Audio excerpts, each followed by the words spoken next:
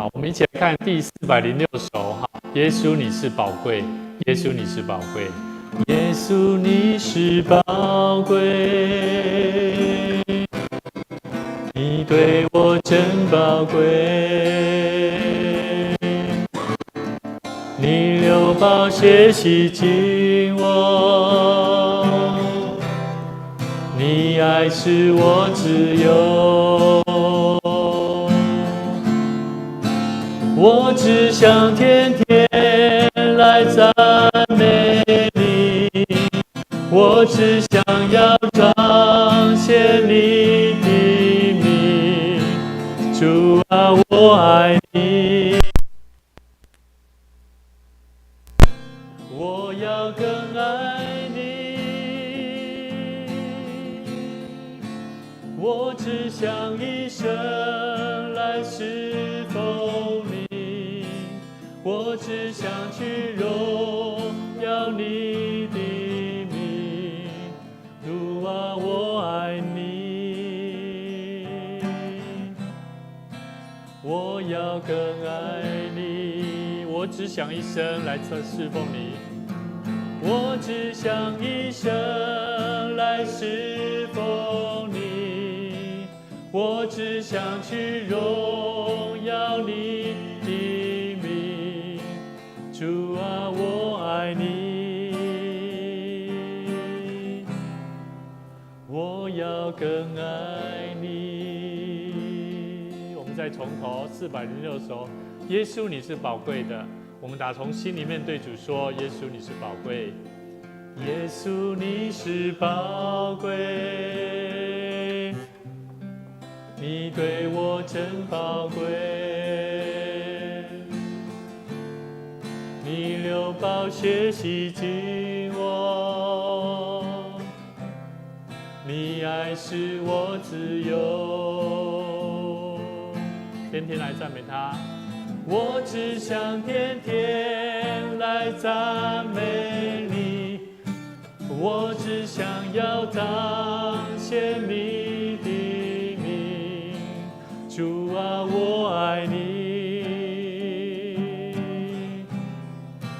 我要更爱你，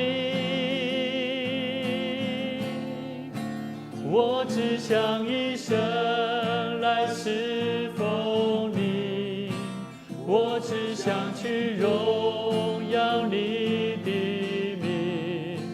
主啊，我爱你，我要更爱你。我们一起来祷告。主耶稣，我感谢你，因为你宝贵的恩典通过耶稣基督，让我真做会当得到更活的生命，是因为耶稣的救赎，因为耶稣的保护，让我们的生命能够再次因此而得以圣洁。求主你帮助我们，让我们学习来到神你的面前，交托我们的生命给主，让我们用赞美的心，让我们用感谢的心来向主你恳求。我们只想一生来侍奉你，用一生来荣耀你的名，恳求神帮助我们，祝福我们，坚固我们，带领我们前面的脚步。我们将以下的时间交托仰望神，透过你的话语，也透过我们新家人的关怀的工作，让我们能够带出教会是传福音祷告的教会。让我们用更多的祷告，更多的经历神，用生命的见证来荣耀主。向你献上感谢，祈求祷告，奉主耶稣基督圣名来求，阿们。大家平安。好，我们一起来看我们的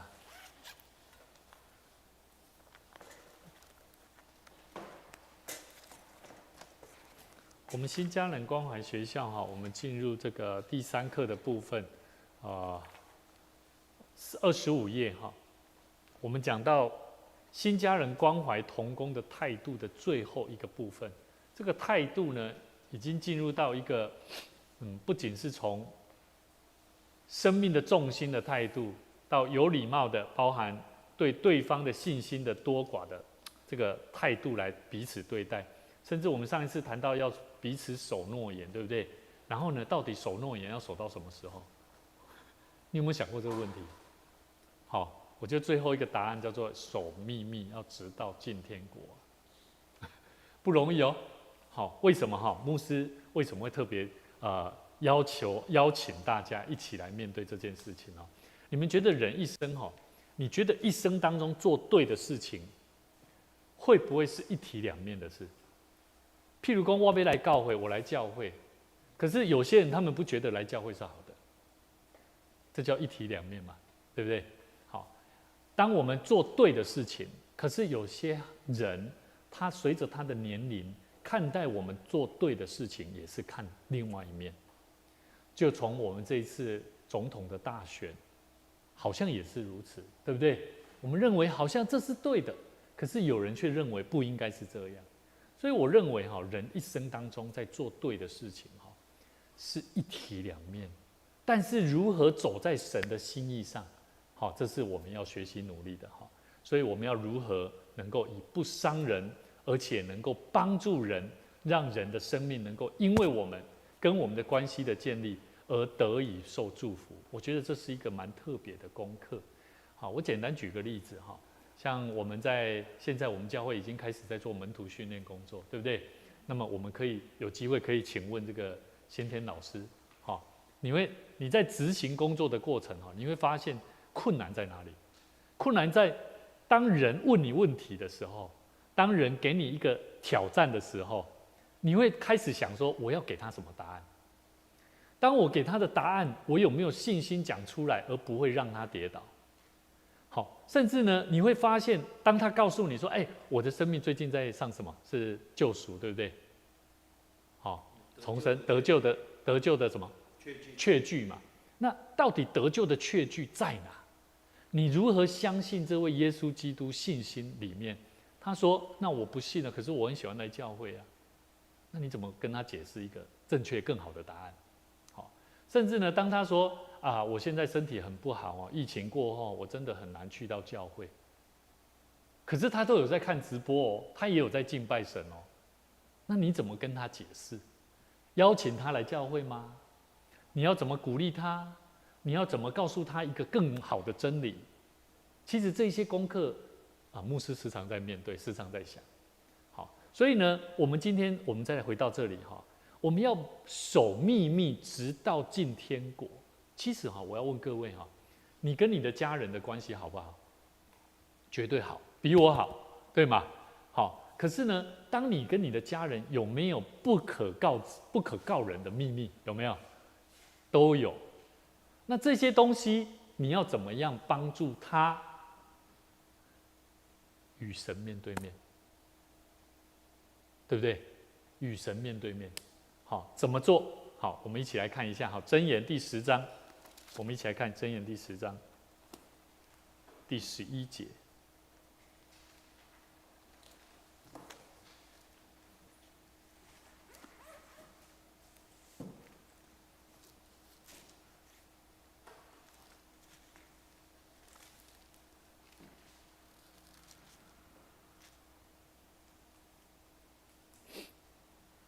好，实际上我们从第10节好了。好，我们从第10节看到第14节。子安，你那边我给你是到15节吗？我有传呢。哦，好，箴言第10章，好，我们从第10节，第10节开始他讲到什么？他说：“以眼传神的，使人忧患；口里愚妄的，必致倾倒。义人的口是生命的泉源，强暴蒙蔽恶人的口。”他这里用一个正反的概念，正反的这种概念来叙述。第12节，恨能挑起争端，爱能遮掩一切过错。明哲人嘴里有智慧，无知的人背上受刑杖。好，智慧人积存知识，愚妄人的口述致败坏。富户的财物是他的奸臣，穷人的贫乏是他的败坏。好，牧师举这几个例子我们来想看看以眼传神的，使人忧患。好，就是说用眼来打暗号啊，制造纷争啊，使人产生这种很多困难的地方啊。你们人会使讲话，你无要讲吼，啊你安怎？你讲话会安怎？你无要讲话，你敢若用眼神吼，好无？有好无？有人会安尼无？有没有人？有哦，他认为他不需要讲话。可是呢，我要问各位哦，我们守秘密哈，我们在守秘密，在守什么？我们有没有想过这个问题？有些时候，我一直在想一个问题啊，很多人都喜欢问牧师问题啊，问牧师答案是什么？生命的答案。他会把他的家里的事情告诉我。可是当他的问题哈，我记得最早之前曾经有同工说，牧师，我们讲道，我不可以不要指名道姓。好，那不要指名道姓之后呢？那牧师，好，我现在都不指名道姓哈，可是偶尔会怎么样？会引用好像有人发生的事情，那该不该讲？你们觉得该不该讲？咱唔免看圣经在，你先帮我想这个问题。你觉得牧者？嘿，嘿，对，对，我会记得哈，我会记得讲指名道姓当然是不行啦，哈，对，这对我来讲，我现在是做一个传道人，在讲话，特别是在讲道的时候，我会特别留意。但是有些时候我没有指名道姓哈，可是这件事情我觉得对一个人的生命是重要的，不得不说的时候，可是说出来了以后，我有在想啊，想说那如果我保守秘密哦，直到我进天国，我都不讲，我也不把这个真理讲出来，你觉得我有办法进天国吗？我不知道哎，这个我们可以讨论看看，哎，私底下去跟他讲，在讲道上。可是我问你哦。在这个人会有的问题，有没有可能别人也会有？有没有可能？不要指名道姓用。对，可是哦，比喻当中这个人，我曾经也遇过，不是在我们教会的哈，有人说，哎，牧师，你这样子哈，我大概知道你在讲什么人，你私底下跟我讲呢？好，那他就说，魔术你后摆讲得唔忙安呢，你讲唔通安呢？所以你知道那个。守秘密直到进天国哈，我就在想这句话。假如我守秘密，那是我没有帮助这一个人啊，我没有帮助他去领受从神的这个修剪的工作，甚至帮他的生命得到改变的时候，受到祝福的时候，我觉得那个罪一直是在这个人身上的时候，你知道这个人会蒙福吗？并不会啊，你了解我意思啊？因为你会看到，对咱的信徒内底来讲就好啊。其实咱看会出来啊，有的物件你无甲伊讲，伊一世人拢是安尼啊。你了解我的意思吧？所以你说要守秘密，直到进天国的时候，我们要想这个问题，要怎么做了？所以我们再回过来，圣经里面他说：“以眼传神的，使人忧患；好，口里愚妄的，快把揪出来，慢哈。”口里愚妄的必致颠倒，就是说，你咧讲的狂妄的话吼，阿红感觉讲哇，你讲的话安尼并不是真造就人啦，好，所以底下的过程他说，义人的口是生命的泉源，注意哦，我们的口是生命的泉源，那我们怎么在做一个义人啊？你了解不？你有想要讲做一个义人不？没不？咱要真做一个互主称做义的人，毋是干那你信的啊咧？信你搁爱安怎？你爱搁有法度通亲像你讲的话，搁会当造就人的。所以我就在想啊，那义人的口怎么样是成为别人生命的泉源，甚至包含连我自己，成为我生命的泉源。好，所以我自己在跟我的太太牧师娘跟我的孩子在相处，我也时常在想，我要如何用我的话语。来帮助我的孩子回到主的道路上，好，所以我们刚刚看到说，恨能挑起争端，爱能遮掩一切过错。可是那我就来问各位了，那我们守秘密哈，有没有爱？守秘密有没有爱？我们说爱嘛，哈，爱能够遮掩一切过错嘛，哈，那我们就包容他了，哈，然后我们就他的秘密我们就都不要讲了，反正哈，反正这件事情就这样过了吧，反正他知道了就好。好，有没有听过这句话？他知道了就好。最近哈，今天呢，我去在吴泽恩的时候，他的安亲班老师，他说孩子泽恩哈，他有一个动作，他有一个动作就是他会突然间比那个不雅的动作，而且他是不知道怎么去表达陈述了。那老师也知道哦，老师都知道说泽恩他因为他是一个有爱心的人，可是他却没有办法控制自己。那我要问各位哦，当我们说我们爱，然后我们想要保守他的秘密，直到进天国，这句话他到底在讲些什么？你觉得要怎么守住秘密，直到进天国？哎，对。麦克风。好。善意的谎言，对啊，我咧讲的就是这个啊。咱会当来讨论善意的谎言。只要是谎言就是谎言的，不对啊？对。对，就是没有所谓的善意的谎言。是。嘿。好，今麦来啊，守秘密。我们来探讨啊，这本他的教导说守秘密直到进天国啊，看似好像不太对，可是我跟各位讲，其实等到我们到老到死，到我们见主面的时候，我们心里面都有很多秘密。我说你讲这守秘密到天国，这是什么意思啊？简单安尼好啊，我看你若关系做好，有无？啊，我会甲你讲，你知影阮兜的代志，你嘛知影我的代志，对无？吼，假使我过去安怎样，你嘛拢知。即摆有人甲你问啊，你会甲讲袂？会了解无？对，但是哦，对，但是若有人甲你讲啊，我就做想要关心这个人，我想要搁较了解伊，啊，你会当小可甲我讲。咱无意中，咱就讲出来啊。你了解我意思啊？这是有可能的哦。有啊，这包括无数嘛，对，包括我嘛会，对，所以哦，我正在学习这个功课，怎么样保守秘密进到天国的时候，就是这个是很关键、不容易的事情。包含说新天老师哦，现在未来就要当执事哦，你会遇到类似这种情况很多，哦，真的很多。哦，这个问题就是在于刚刚肖长说的哦。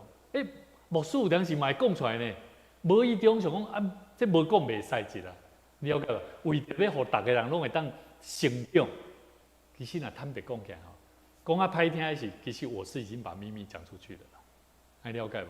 可是我觉得哦，我后来发现，其实他讲到守秘密直到天国的时候，没错，我实质上应该要把这个秘密重新再带到神的面前，是要跟神对话的。而不是把这个秘密当作是，其实这个秘密是我跟他的秘密啦，还了解无？简单讲就是讲，假使这个人甲我讲的秘密，这就是我甲伊的关系，我袂使去甲任何人讲，还了解无？包括是我的太太，包括我厝里的人，我拢袂使安尼去讲，还了解无？所以守秘密直到进天国，包含我们现在做小组长，小组长有些你的小组员，他们会跟你讲说他的家庭啊，他的问题啊，对不对？可是哦，牧师会跟你们讲哦，有困难的时候，你们要跟牧者讲，为什么？除非你真的没有办法解决，好，而且你一定要，我曾经跟各位讲过一个问题，假如你没办法解决，你要跟神祷告，对不对？这是第一步。第二步，假如连祷告灵修，你还不知道找不到答案。已经影响到了你的服事，因为这个人跟你讲的秘密，那我会建议你要来找牧者。好，那我们共同守住这个秘密，还了解我的意思吧？好，所以为什么说我们长老教会会说，如果若违反着教会大局的事，安怎唔通四过报用，对不对？得要经过和烧会。其实我们都是在做守秘密，直到进天国啦。还了解无？所有信徒伊无拄会当了解，到底这人是安怎要离开啊？对不？但是伊若真正过一段时间足久了后，我敢袂使去讲，好，会使讲无？我们要看情况，好，所以实质上对我来讲，我觉得这个是一个很重要的功课了。但是真的要求神给我们智慧了。说真的，牧师还没有办法很完整的跟大家讲，但是却在我们生活当中，在我们服侍神，在我们学习的过程当中，我们都在学习怎么做这个功课。好，那你说要守秘密吗？来，我们请新天老师哈，你觉得你自己的看法是什么？我一直觉得这个东西不是至于圣经的原则，我们干嘛去守秘密？我们还要拿圣经的经节去没有，我的意思说不是说圣经的经节，我的意思是说，我们是用圣经的经节来判断我们如何在我们与人的关系上去做面对的事情。我觉得圣经哈，我们圣经虽然圣经在讲的就是在引证到我们的生活如何一致啊。那对我来讲，为什么我们会需要透过看圣经？看圣经是要做什么？印证我们的生活上怎么有一个法则嘛？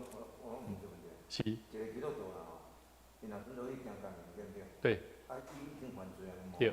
犯罪是，伊即款代志啊吼，伊足惨尾的是，即款代志的是吼，是不是爱守秘密，是咧爱讲互你这个牧者听，我将我过去做一件犯罪代志吼，就是即件代志，像即款代志吼。我是感觉伊家己甲上帝面对就好啦。伊虽然伊毋对，但是我是讲伊也免甲你讲。这是一个种。对，所以我的意思就是讲，假使一个人伊需要守秘密，可是他没有办法承担这个压力嘛，他遇到这个问题，他会来找你啊。那当他来找你的时候，你自己怎么在判断这一个人他所遇到的事情？你怎么去守秘密啊？所以我讲，咱若无圣经的话，你无法度通了解你家己本身要安怎去面对这个事啊。吼，所以我讲，你讲疼，我今日我真正疼你，我会安那包容你，吼，因为你甲我讲了。但是对伊来讲，伊要甲你讲的人，伊会认为讲哦，你有法度甲我保守秘密无？伊是因为安尼呢，毋较要甲你讲，啊无伊甲你讲了，啊你无法度保守秘密，啊你佫无法度帮衬伊的时阵，伊会后悔哦。我认为哈，新家人他有一个重要的关键。当我们接触每一个新家人进到教会来，我们每一个人都要先学习爱他，对不对？咱讲要改听，但是当我们的爱让他完全敞开之后，他会把他所有的东西交给我们，然后讲出来的时候，问题来了哦，我们有没有智慧去判断？他所讲的哪些事情，我们是要保守秘密的？哪些事情我们是可以讲的？我举一个例好啊，好，我的妈妈伊嘛是咧学习这样代志啊。伊过去是啥物代志拢讲的哦，是比现在你们遇到的状况还要严重哦。所以到现在如此，我的父亲包含我们只要听到了，我的母亲讲了哪些话是有关谁的事情的时候，我们第一句话就说：好啊，唔通去讲啊。所以。我要讲一项代志，就是讲圣经里面伊讲什么？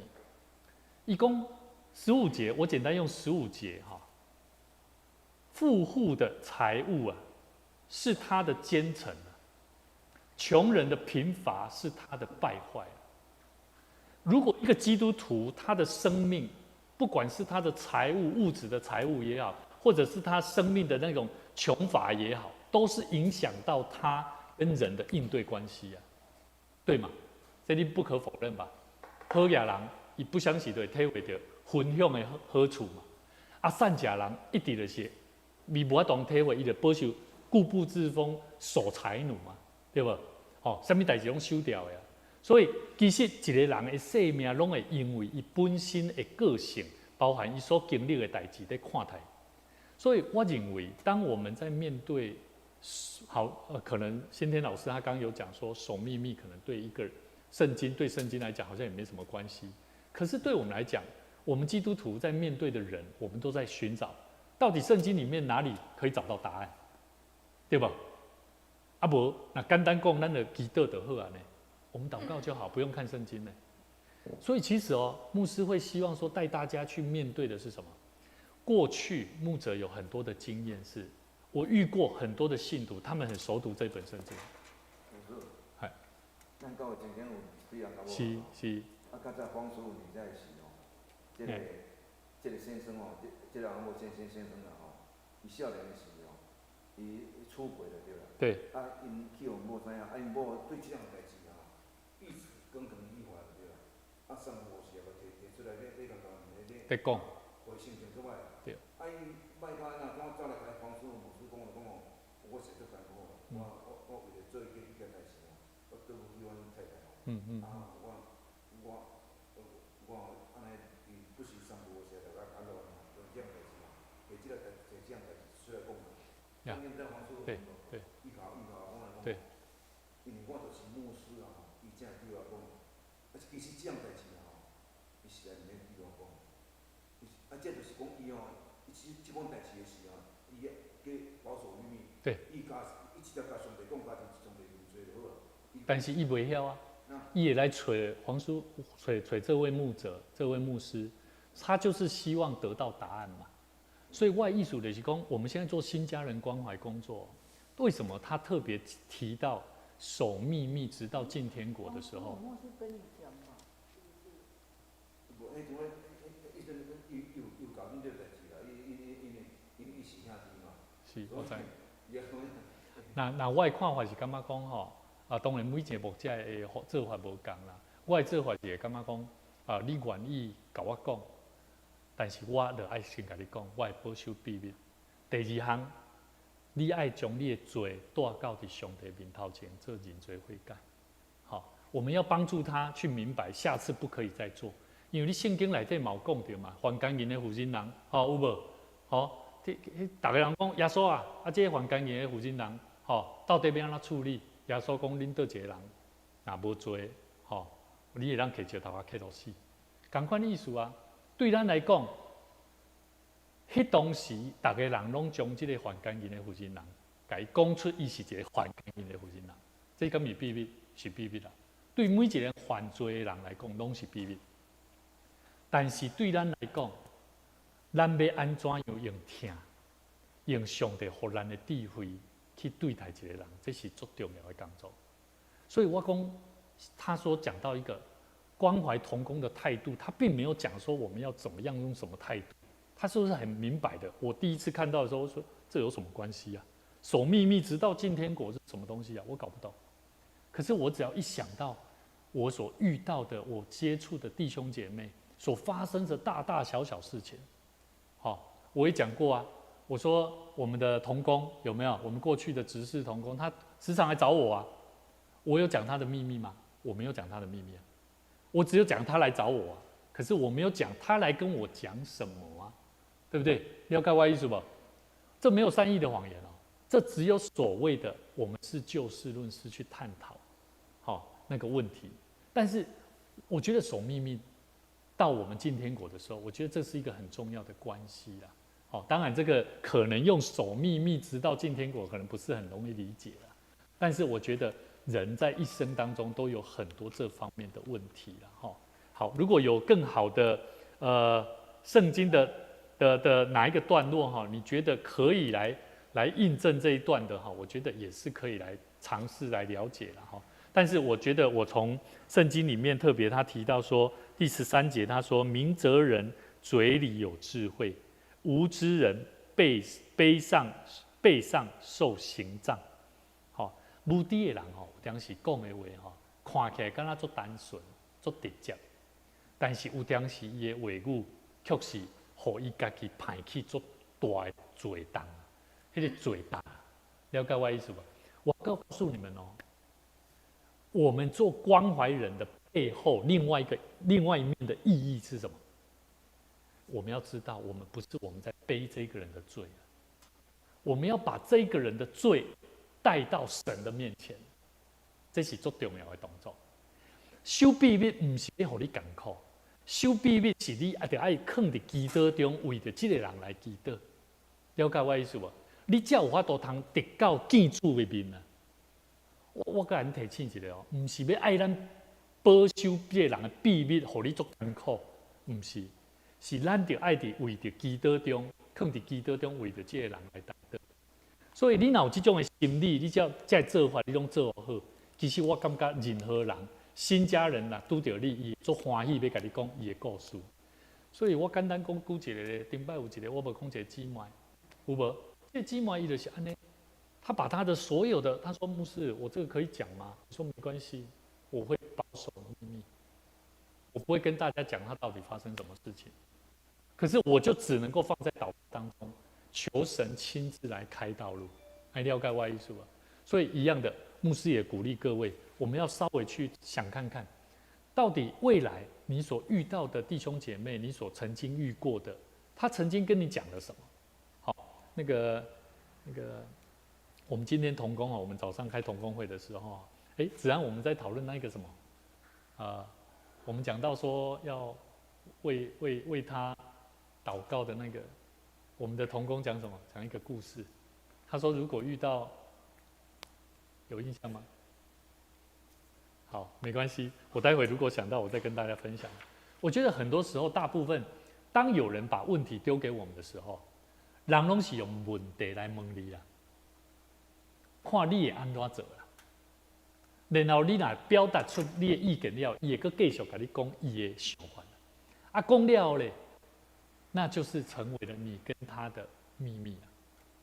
第一个，这是要注意的。你第一步一定要把它当作那是你跟他的秘密，了解我意思啊？唔通随便先去讲黑白讲，爱了解我意思啊？因为任何新家人他跟你面对面的时候，他会先问你问题啊，伊拢是先问你问题啦，看你的看法安怎啦？譬如讲，有可能是伊可能发生像你头拄讲的迄个案例，也是讲伊有可能人偷摕，也是讲伊有可能无小心去讲安怎样。伊若安怎有人甲你讲的时候，你无论如何，伊要甲你问你的看法，你拢会记得，要保守秘密，先不要去跟任何人讲。你可以去寻求解决的方法，譬如讲牧师，我有一个朋友在问讲拄着这项代志要安怎处理啦？你的看法是啥？爱了解无？你问讲我有一个朋友，伊叫什么名？伊安怎样？你就不是保守秘密啦。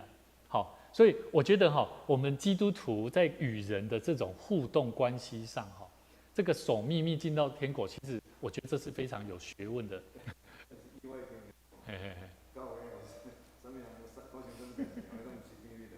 对啊，是啊，无唔对啊。所以过去我嘛唔捌人讲教会真正是做水的小型社会啦。但是我觉得因为人跟人之间还是要有彼此有尊重。我觉得这也是一个很重要的一个环节也请大家可以一起来好好思考看看好，那有没有什么问题针对这个部分？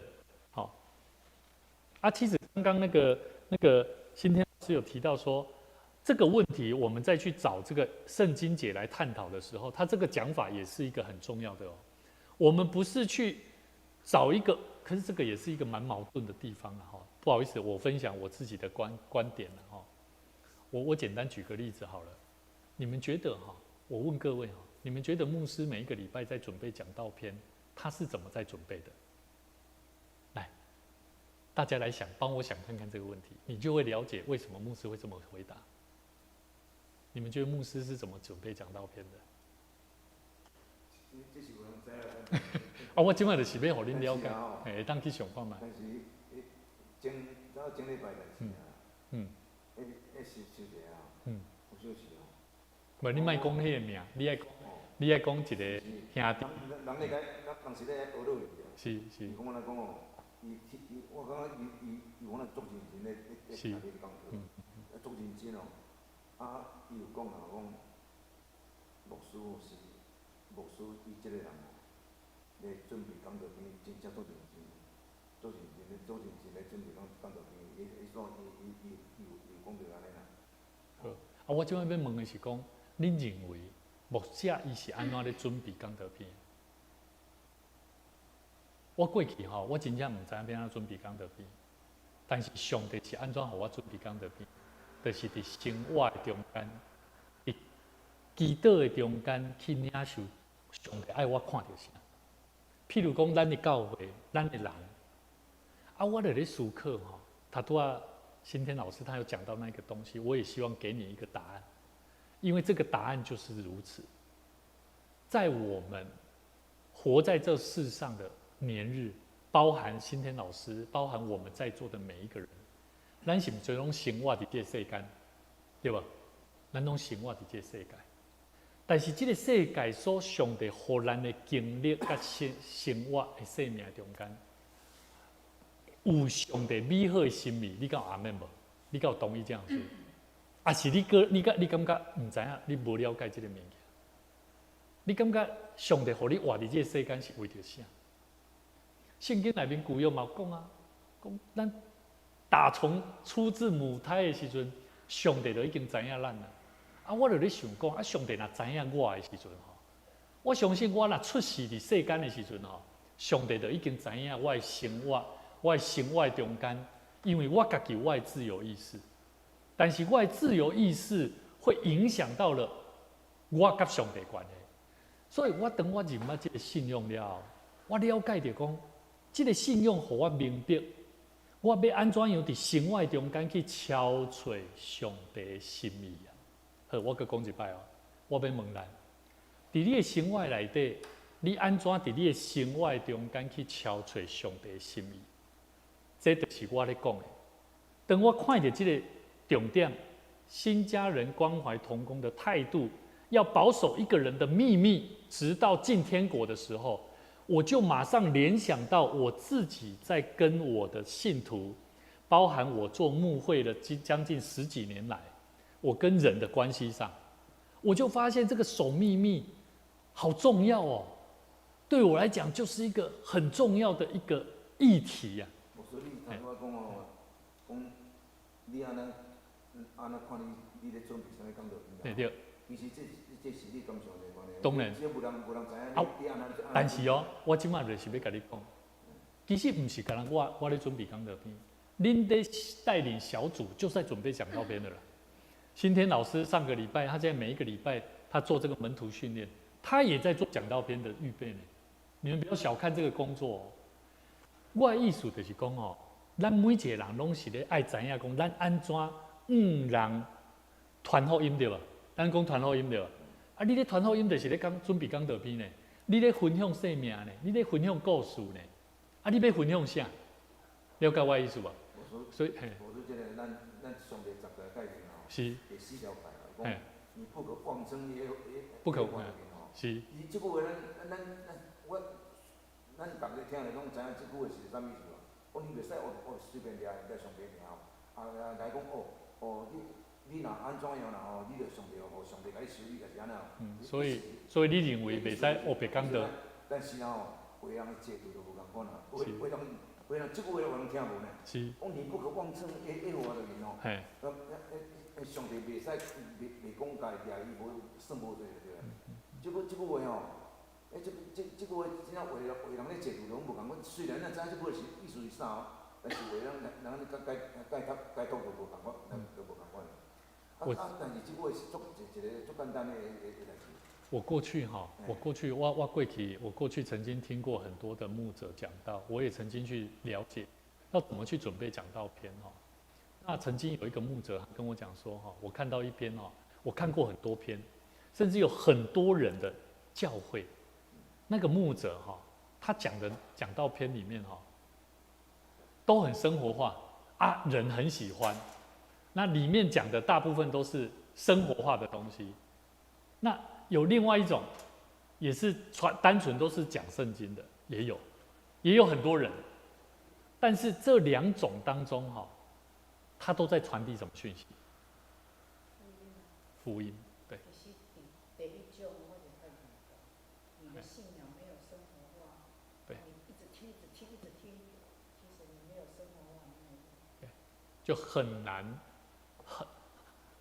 不见得没有用了哈。也就是说，对有些人来讲，神的话会成为他最好的帮助。但是神的话要怎么把它活用在生活里面，却是我们要做的工作。那所以我跟他讲，其实我每次我都很留意，好，我们的老师给牧师的建议。他说，牧师，我们的这些东西哈，千万不要变成是因为这句话而我来找一段圣经节。可是对我来讲，我会觉得，因为这句话让我想到了哪一段圣经节，就跟我们的生活是一样道理的。你了解我意思？譬如讲，我准备讲道片，咱无做准备讲道片，是安怎准备？我会看到讲，咱的问题在哪？生命的问题在哪里？那每一个人生命的问题，他需要有很多步骤哦，他需要经历好几次哦，所以我就会去想说，我们需要经过哪几次的预备，还有我的讲章的顺序，我都要有条理的去把它预备好。好，不好意思哈，这个问题可能比较广一些哈，有机会我们私下再来谈哈。好，那我们继续哈，我们可以翻过来另外一页哈，我们要成为好。他说要成为一个原则，我们的事工原则要成为一个聆听又聆听人的人。什么意思？好，第一步他说要如何成为聆听又聆听人的人，就是对话时要注视对方的眼睛。我问你哈，你听我讲话的时阵对吧？好，他的眼神就看着我了。可是当他的眼神看着我的时候，假如他的眼神马上过去的时候，然后接下来都连看都不看我的时候，你觉得对我在看这个人会怎么样？会感觉怎么样？你只是不舒服。第二个，他会认为你只是听听而已，对不对？第二个，你可能没有听进去。所以要注意哦，有人会跟我们讲话，我们眼神为什么看着他会如此的重要？好，我们说哈，上帝给我们的眼睛是什么？眼睛是什么？对，灵魂之窗啊，很有意思哦。不，眼睛是灵魂之窗，是说这是世俗的人才讲的。但是眼神的确很重要。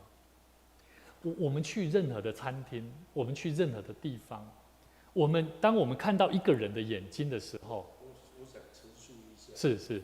因为你说人间怎么不看，其实有一点其实是不认同的。对，是不认同。当然。但是我们在神的爱里面最大的一点就是，我们可以接受各种不同的解释。对。就长老讲的第4条，大家解读拢不同款，但是我们可以接受各种不同的解释。对。可是我们是接受，但是我们还是不会的。但是我们可以接受，就是这样。所以像刚刚牧师问那句的意见，我就是不能接受这一句，因为我觉得心理学家会就这个，因为心理学家听人家病人倾诉，他不能泄露；天主教的神父听人家告解，他不能泄露。对。但是我们是新教啊，我们是基督新教，我们一切都是以圣经的话为主，所以其实圣经里面没有归纳出这个原则，是这个基牧师自己归纳的原则。其实他这一个讲的关怀同工的态度，我其实有好几条我都没办法，不认同。但是其实我能够接受牧师讲的，就是说，即使你在准备讲道，因为你是牧师，所以你要注意的不只是传递真理的知识，你还要注意到这个我们会有一个生命的牧养的这个部分。那牧养的部分、生命的部分，的确只有知识没有生命，或者只有生命没有知识都是错的。所以牧师去准备，当然有他的一个道理。所以你在这里有你的看见、你的亮光，没有问题。那就是牧师的一个看见但至于我是不能认同这一句话。因为我觉得即使刚刚讲的箴言第10章也不能说明这一句话。对。但是那无法，因为每个人，因为对圣经的理解。而且我坦白讲，牧师怎么准备讲道的？大概牧师那么就敬虔。他在神面前他敬虔的部分，他读圣经，他生命，他照顾这个会，这个牧的生命，他有他看见的需要，我们看不见。所以这个部分就是，不然为什么要设立牧师？所以这个有他的一个道理在。所以在这里我们都是顺服的。而且在这个教会里面，其实很多时候，已经很多次了，很多东西其实其实我都不认同，但是我也未必能顺服。可是我能接受，因为我们基督教就是讲爱，爱就是能够接受任何不同的解释。所以我就偷亚人讲灵跟讲方言话，但是基本上不会生气。接受，我把牧师讲过，我讲我突然把你提供督导一遍嘛。我认为他不会得救，但是万一他会了怎么办？我不是上帝啊。所以他讲的很对哦，就是说，今天老师他给我们一个很好的提醒，我们可以不认同，我们可以你不认同，但是你会接受。就是说，我们理智上即使不接受、不认同这个观点，对啊，我们必须接受人可以有不同的观点。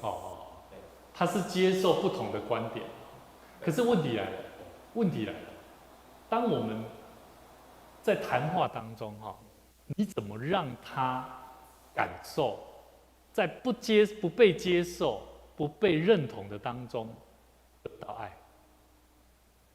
这是困难的点你在，我在小组，我冇听我阿公，太过悬。伊甲讲，你讲到足无聊的吼，听到要困，刚才今天节目讲一寡，我给欠条讲，其实是打击我的信心的。对，没错。但是我也必须接受他的几十岁对象的看法，他不认同我我不能说什么，对不对？不过我觉得我们要多为新天老师祷告，因为我觉得上帝带领他来到我们当中，一定有神要磨塑他，塑造他，然后帮助他修剪他，让他能够更，就像刚刚牧师讲的，他说他当一个人他所讲的东西，可能他没有办法认同，可是他可以接受，可是这个是矛盾的哦。当你不认同的时候，可是你却能够接受的时候，你实际上是很冲击很大的，不仅自己，连对方也感受得到。那这个过程就是神会让我们的先天老师，或者是任何人有这样想法的人，会在那当中不断的去磨合。我举一个例子啦，之前我在台中大专中心在带大学生，大学生最多这种想法的。你跟他讲说不可以这么做，因为耶稣，因为福音不是这样在做的，他可以跟你讲很多的理由跟原因。我跟新天老师也曾经这样做过，就说好了，没关系，我可以，现在你没办法接受啊，我真的我也没有办法接受你所讲的这个理念，但是我只能够为你祷告，加油，如果你可以的话，你就突破看看。做见证让我看到你所讲的是对的，你知道吗？我反而发现我跟他的关系并没有更好，因为他就说好，我会证明给你看，可是并没有给我答案。从此以后我们也没有关系了。所以后来我就去想到，为什么我刚会问的那一个问题：当你不认同一个人，你可以接受他这个概念的时候，可是问题来了，你要如何让他感受到你对他的关爱啊？所以这个就是挑战了，就是说我们今天早上我们在跟同工讲，就是说，当同工讲说，当他一个不信主的人，他的一些理念跟你是不背道而驰的时候，可是他就是你的朋友的时候，你要怎么做？我们同工也讲说我们就是彼此祝福啊，为他祷告啊。我就说不只是这样，我们要跟他讲。好，没关系。就是说，比如说牧师讲到的时候提到大家的名字，你说你讲我名字，你看你每次讲我就会抬头看你一下，对，就会很紧张。你就讲我老婆静观偶尔提一下，不要常常提，就会觉得好像太频繁。对。还有一点，像一开始聚会说，跟你旁边左右讲一下这个，我觉得很好，一开始这样很好，1次、2次、3次，我觉得很好。可是5次、6次、7次、10次、11次，我就会觉得有点多余。所以有些时候，我讲我个人的看法，就觉得，我也不知道是什么一个理由，但是我的意思就是，对，那个老师，我蛮赞同的。就你讲的。对啊。还是不用讲。我应该3、5次我可以接受，但是太多次我就没办法。是这样。我以为做成一届就无啥呀。没有，你到太频繁了。我可以体会牧师为什么这样一点说你的，你知道吗？我这是可以接受的，但是太频繁的时候，太频繁的时候变成一种压力，会变成压力。也不是压力，就是也不是压力，这怎么讲？那种感觉太听频繁了。3次5次，我觉得很好，投入情在感心理学蛮好的。不是在心理学上，这个像这种还后边发力的，3次是一个最好的那个。你如果太频繁了，我觉得效果不好。可是我觉得效果重点应该是我的内容，重点是那个。有时候会变成一种形式。应该因为人是会从你讲话的那个内容哈，然后最后你再引导他拉进去彼此孤立，就是说人如果没有被激励到一个程度，他是不会复合的啦。所以那就是我的讲到内容的激励的成分。那我应该是这样讲，你的激励成分，你不要说，我意思是说那个次数太多了。太多，就像今天老师讲，因为我们很少很多这种感觉，只是没有跟你讲，但是我也跟你提醒过。可是你们知道吗？对于一些他正进入一个恍惚状态的人来说，你在讲恍惚，我知道，但是牧师因为我对，我准备改一句。我已经接受，我们接收到很多，就是牧师讲的这个太频繁了。可是我也跟你提醒过，我是说我们这个可能是今天老师对的，点出性不要，对，因为这个是如果在心理学上来讲，是真的像今天老师讲。好处是，对啊，因为你如果就会很紧张。对啊，这样我知道，所以恰到好处是一个好的效果。可是因为为什么我会这样做的原因是说，其实我们就好像耶稣耶稣为什么他在讲道，他也会跟他的门徒说：“彼得啊，谁啊？”那我在想的是，我不在为自己找理由啦，我不是在为自己找理由，我在想的是说，为什么如果我们是一个愿意去听道的学生呢？其实我们不至于去跟老师说：“老师，你不要叫我了，你不要跟我讲，这我感觉不舒服了。”你懂我意思吗？我懂。就是说，对，就是说我们呀，那个生理的那种反应。所以我们应该是什么？我们应该要学习的是说，假如这是一个好的激励的方式，我们是可以一起配合的。因为我觉得一间教会，我们要让大家的文化是建立在一个听到的时候是专注，第二个它是会回应的，第三个它是有互动的。我只有这3个方向啊。但是至于我觉得我会去控制，就是说，第一个当然人民最好，这是对人，这是一种尊重。而且就算你看连新天老师这么活泼外向的人都会有这种感觉，那我就要留意了。真的啊，真的。一刚用去找5个弟兄姐妹，我就算了一下，现在才20几个，你找怎么找5个？很难找，一个是找，就是跟旁边的人，觉得有点困难，真的后来算了，我就没达到，只找了4个。哦，你说现在人还不够多，对不对？对了。哦，是的，该谁才毛长转过来，我才4个，我所以你们就会知道其实我们在台上台上要带领的人真的很不容易啊。你看那一天应该是我带敬拜吧，对不对？其实要带敬拜的人，你看他必须要背着吉他，要讲话。你带敬拜，你实在是有恩赐。其实坦白讲，你带敬拜，对，那个真的是很好。你真的就是这个恩赐很强。可是还是会疏忽啦，就是你讲的人爱讲5个人。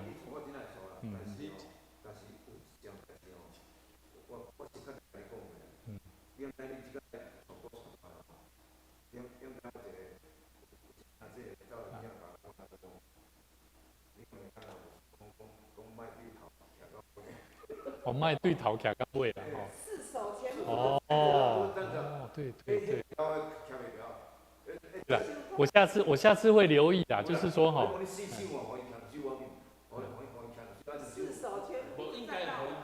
主游啦。对啦，这样是比较好的。但是呢，他有时候就是说你这样，你没加装就不会坐下来。对啦，没关系，这个部分我会再留意啦。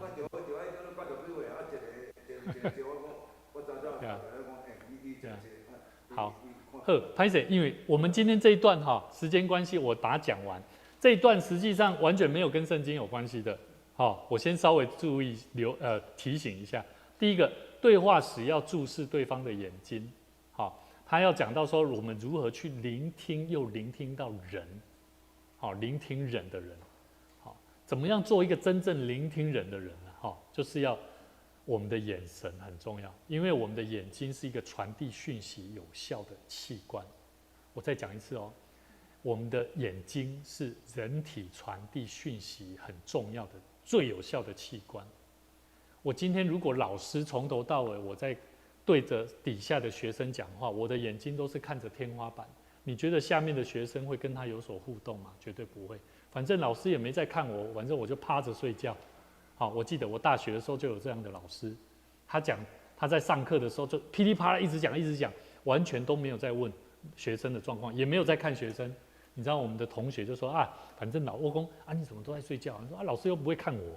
好，所以眼睛很重要，它是传递讯息最有效的器官啦哈。而且我们刚刚讲到眼睛是心灵之窗哈的意思也是这样影射来的哈。好，所以呢，我们讲话的时候，我们在跟人家讲话的时候，眼神不要不停的闪烁，然后最主要是眼睛不要游移不定，好，这个要注意一下。还有另外一个就是我们的目光要与对方接触当中哈，至少要达到跟你讲话至少要达到2/3啊。譬如说你讲话是1分钟，你至少要2/3的时间，眼睛要看着对方啊，还在外一组，所以你自己可以去评估看看哈，这一点哈，请大家注意。好，所以要记得我们的眼神有几个现象哈。来，我现在问各位，眼睛会有哪些反应？有没有呆滞？你们知道什么是呆滞的眼神吗？有哦。好，还有什么冷漠的眼神有没有？疲倦的眼神有没有？都有啊。好，还有什么？还有轻视的眼神。好，根据 NLP 对眼睛的研究，他眼睛其实他看着你，他眼睛转向不同方向都有不同的含义。对，没错。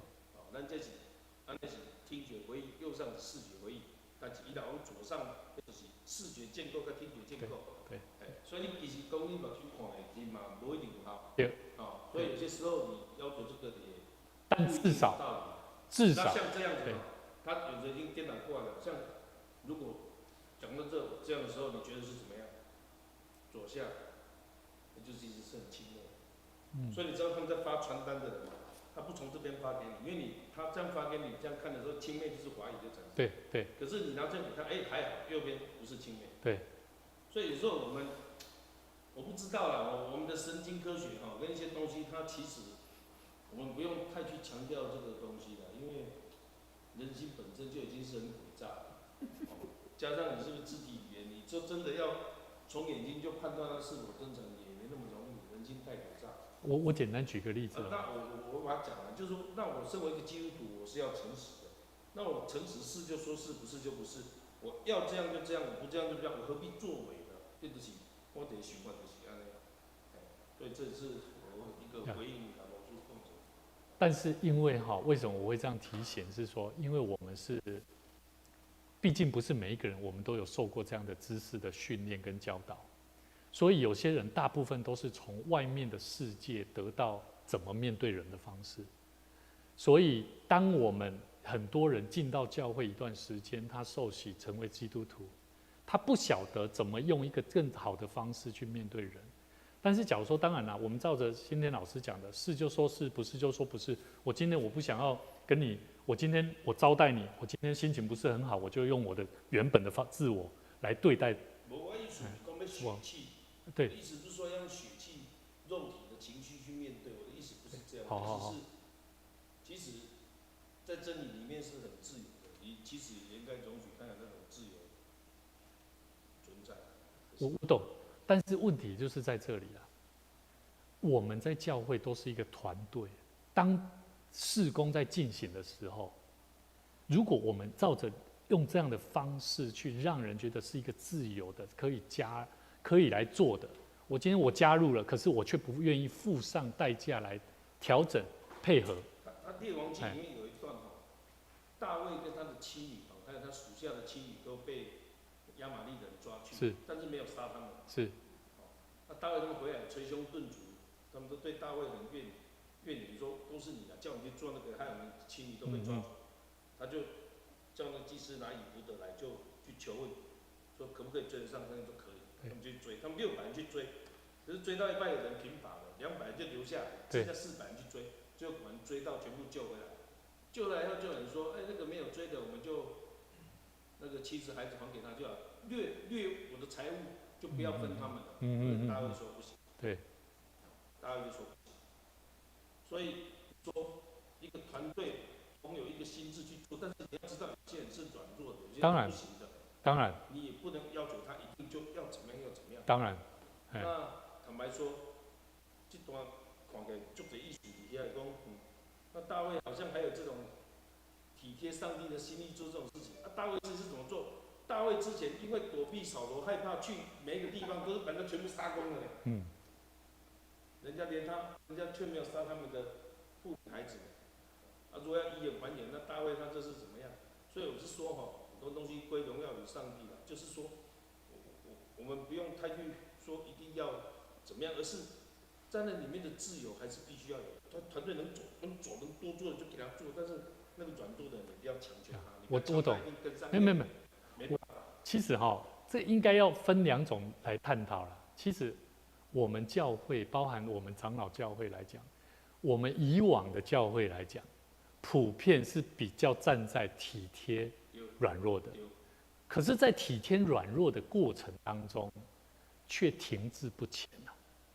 那我要问你，当我们多体贴软弱当中，我举一个例子，我们今天早上刚好看彼得后书，我们一起来看，最后跟大家分享彼得后书1章，彼得后书1章第8节，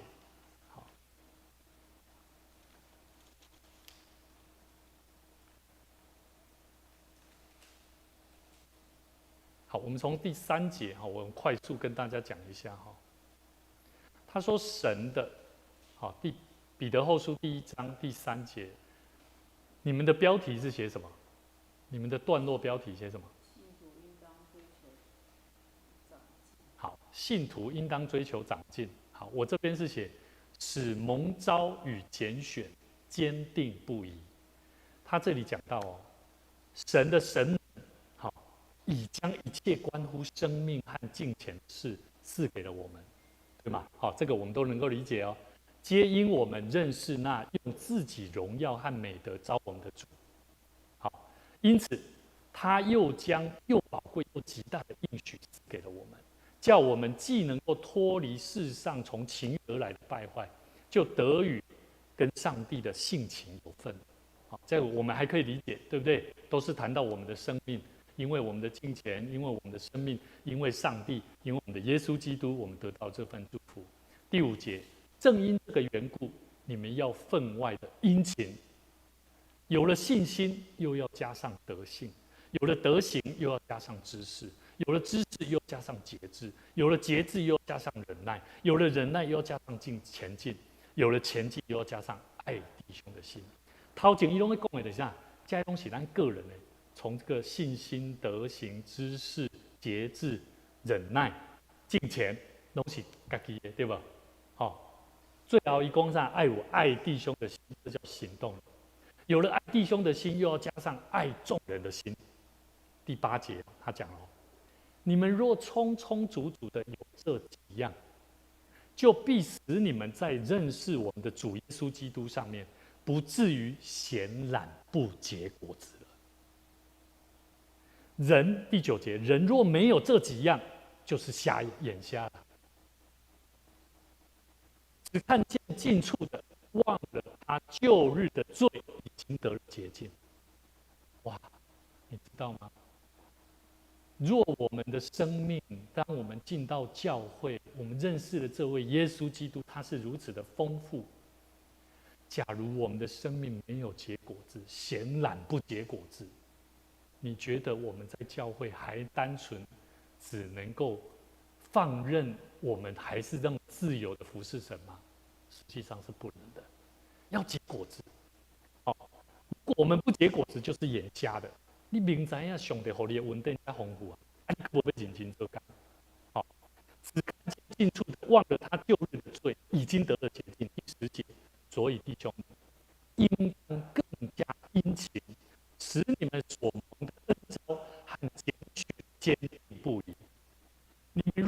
行这几样，就永不失脚了。我跟你讲，人要安怎袂失刹车，就是安怎，就是温困啊、殷勤啊。第10节就是这样啊。你若行这几样，就永不失脚啊，袂失刹车了。好，所以我感觉温困都重要哦。温困警醒包含伫咱的生活内底，拢爱温困哦。我们要警醒哦，要求谨慎的警醒，要求自己的生命哦。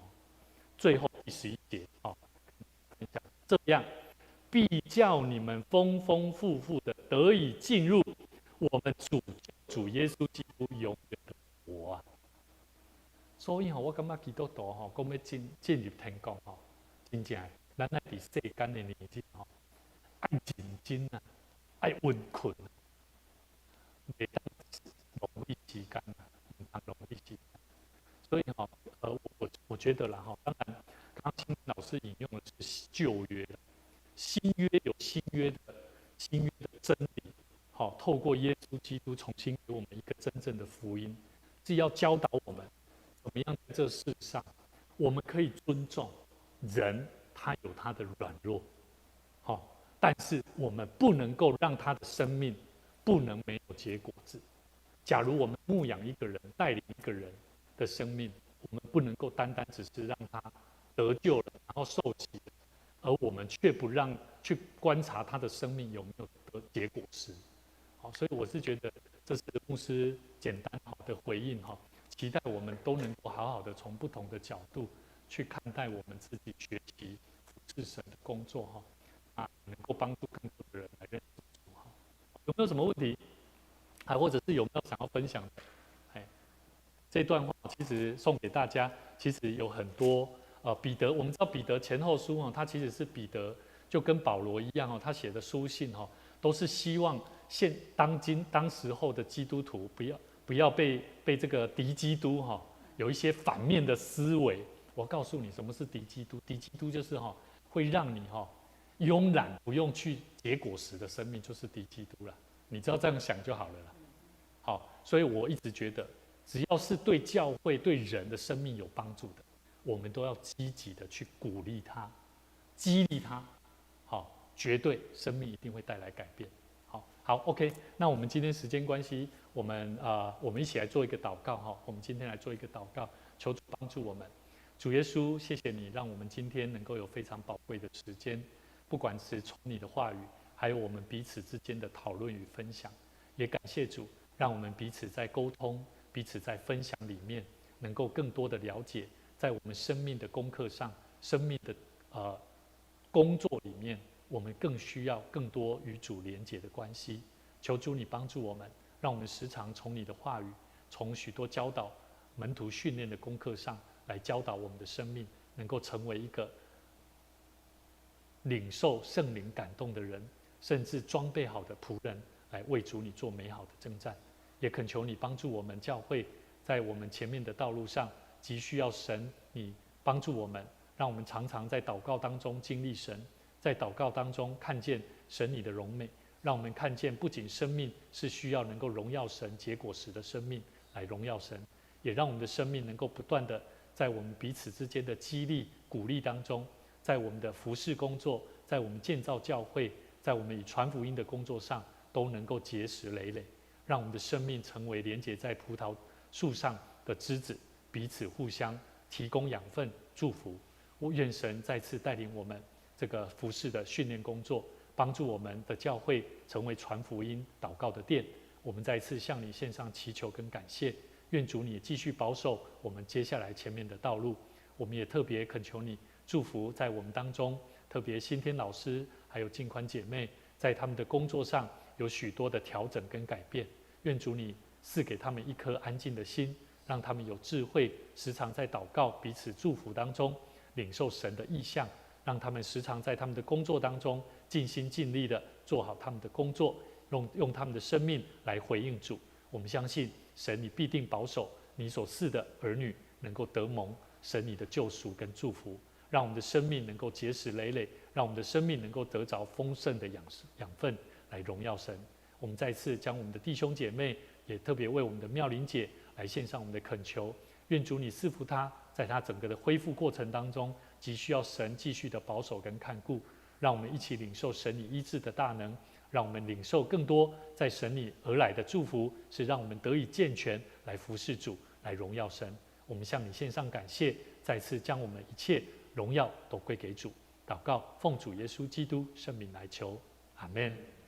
愿主赐福大家。那我们每周三的同一时间晚上8点到9点，我们都能够一起来学习。